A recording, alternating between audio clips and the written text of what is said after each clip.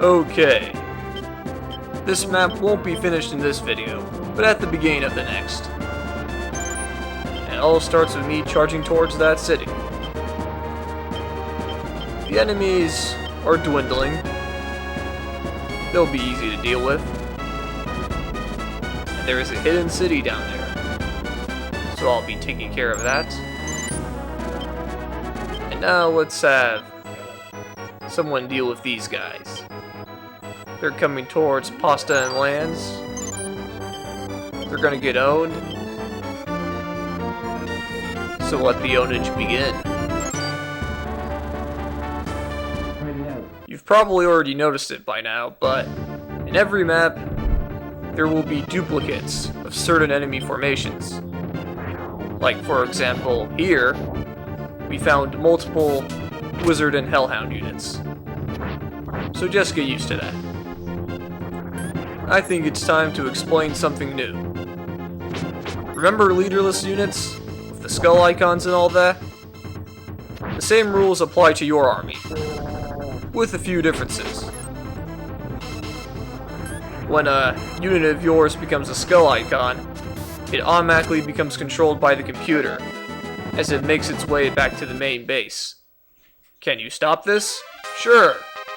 Just use the change leader command. If you have someone else in the unit that can become a leader, you can change the leader and then regain control of the unit. Now, if not, it'll make its way back to the main base, and then what happens? Does it become fully regenerated, like the enemy? Sadly, no.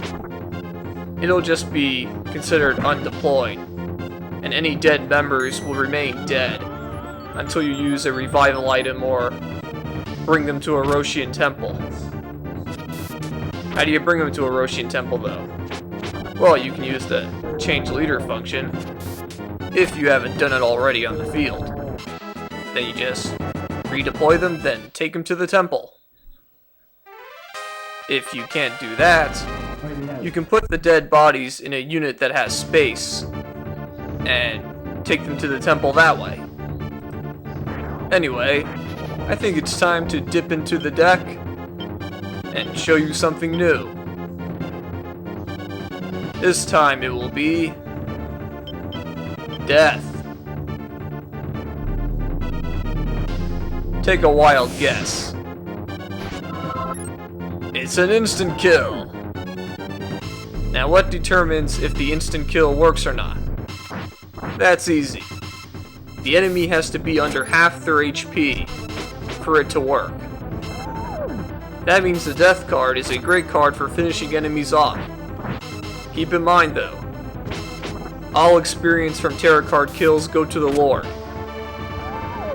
And that unit's done. Oh yeah. I'm taking them out, one by one. And that city is mine. The boss is so close. The World card. That is a very good card, with an interesting field effect.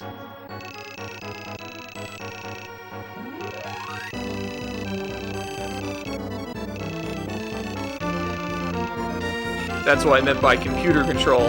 Ignore your orders. And I already told you about this.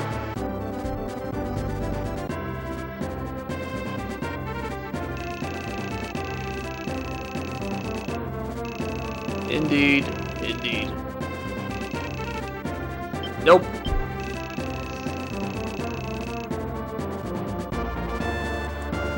I'm almost finished with these guys.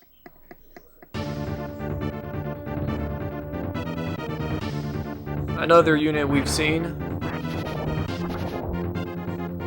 Gale is an awesome attack, especially when an enemy unit has 4 or 5 people.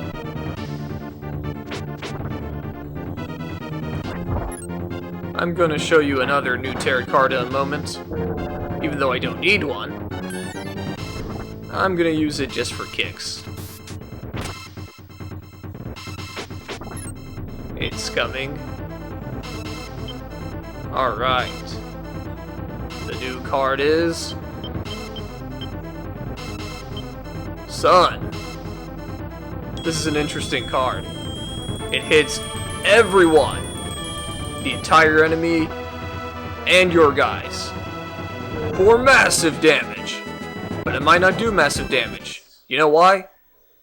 The damage of the card is dependent on the target's alignment. The more alignment you have, the less damage you will take. Notice how Lance took very little damage? That's because he is a knight with high alignment. This card is absolutely devastating against evil characters. So use it at the right time, against the right opponents, and you have yourself a weapon of mass destruction. It may not be the best card, and it's very risky, but it definitely has its place. Okay, so what's next? Well, I do have that hidden city I'm about to liberate. It's coming in a bit. Any moment now.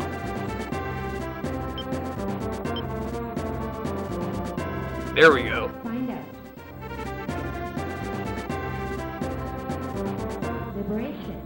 What will I draw? What will I draw? Lovers. Its draw effect is raising reputation by 2. So that's nice.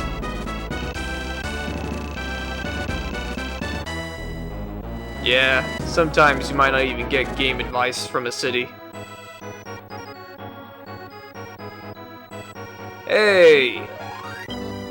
Here comes the sun. And here comes a fight.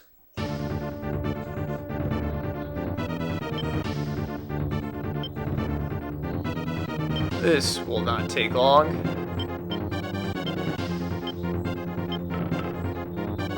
I was thinking of using a card, but nah.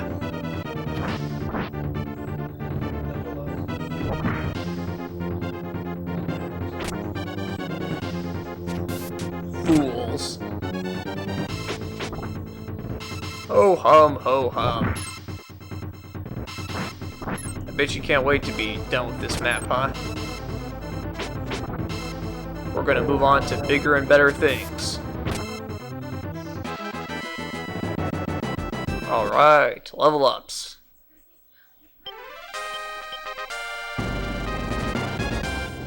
Now, an important event is about to happen. Financially.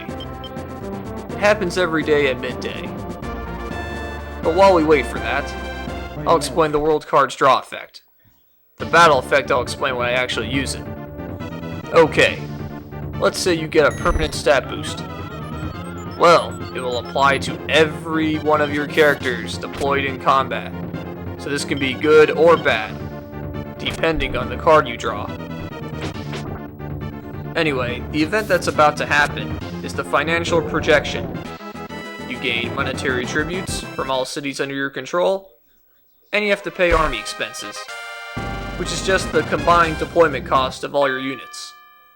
As you can see, I gained a lot of money. What if you go into debt? I'll explain that in another video. For now, a neutral character has appeared. While you're roaming around the battlefields of Ogre Battle, neutral characters can randomly pop out and attack you. You can fight, retreat, or befriend, which is dependent on your charisma. You only get one shot at persuasion. If it doesn't work, well, too bad. Try again next time. Now let me be specific about one thing. The charisma of the unit leader is the only one that matters when it comes to befriending. Befriending neutral characters is a great way to add to your army. You can get some very cool classes, like the dragon. Maybe I'll get one at another time. But this one is going down. And that's about it for this video. See you guys next time when I finish Sharom for good.